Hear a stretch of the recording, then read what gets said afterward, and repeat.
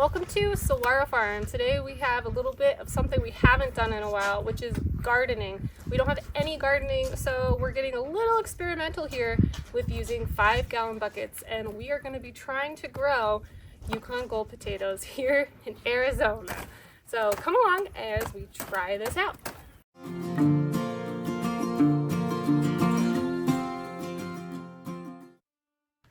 Five-gallon bucket potatoes. All right, here we go. Looking through YouTube, there were so many options, so many great videos on how to grow potatoes in 5-gallon buckets, but I landed on one specifically that was awesome. It's by a man named Hollis. Hollis and Nancy have their own homestead, and he had a very in-depth video on all the information you could need. So after writing lots and lots of notes, I think I finally have what I need. Let's go.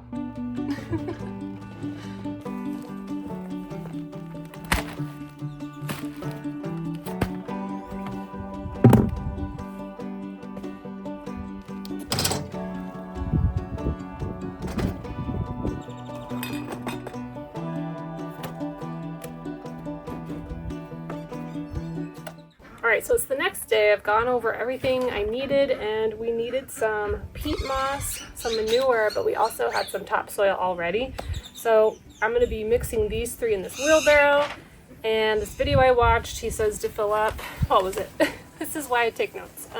4 inches, then layer potatoes with the chits up. That's my new favorite word. And these are my potatoes. These are Yukon Gold.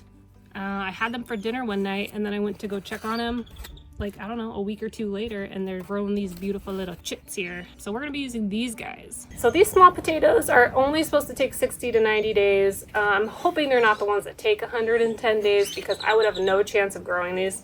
So right now they're wrinkly, they have the chits on them. We're just gonna do this. I've never done this before. Right now we don't have any garden at all. But right now we're just sticking with 5-gallon buckets because I honestly have nowhere else. I have nowhere else to do this. And I think even if you had a really small backyard, possibly even a balcony, you could be able to do this. So that's what's really nice about these. So let's move this out of the way. Oh, my lanta. Oh. I'm not going to use all of this because I'm not going to need all of this. But we do need some for our lawn. So give me a sec. Top manure. Awesome. Alright. This is good for drainage. This peat moss that I know. I'm not going to use all of it. I think it's good. Alright, now we're going to stir this up. I'm just kind of eyeballing it. I think it'll be just enough.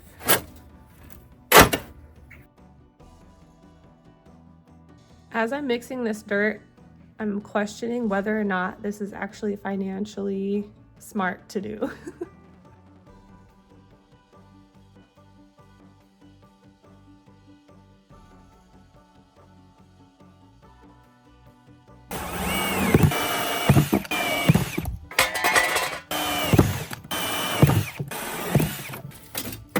Eyeball this here. Let's see what 1 scoop does for us. Where it is. Looks like it's at 3 inches here. Just gonna top it up a little bit more. Over here. I want the potatoes to have enough soil. Alright, so here are my little taters. Here's their little chits. And we're gonna point these up.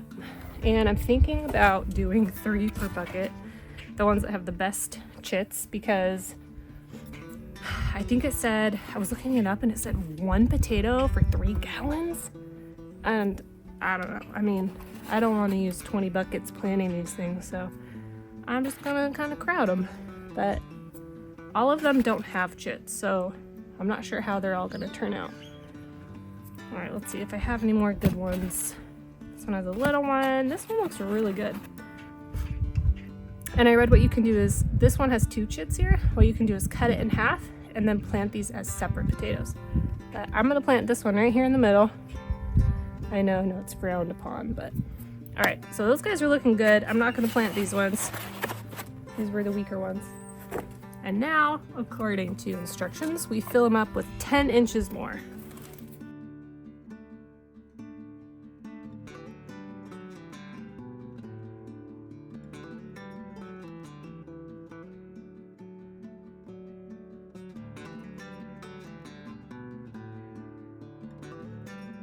Alright, so let's go in and measure the soil here.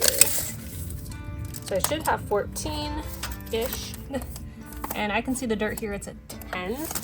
I'm gonna give it a little more soil. I'm gonna double check.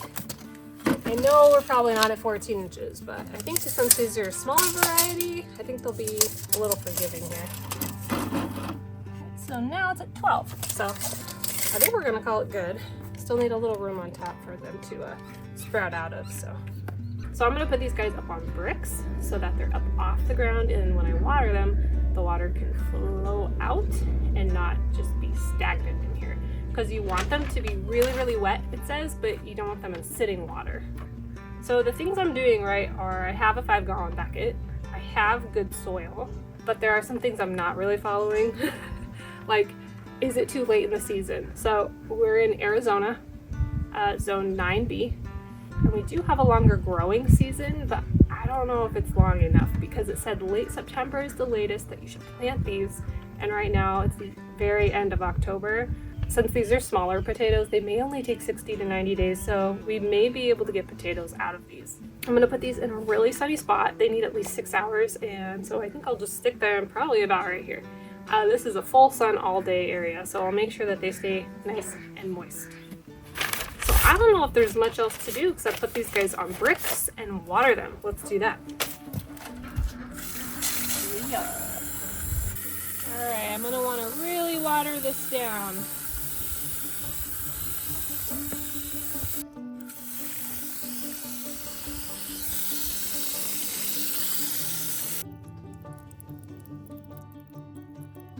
All right, so here we have our 2 5-gallon buckets of potatoes. I planted 7 Yukon Gold potatoes.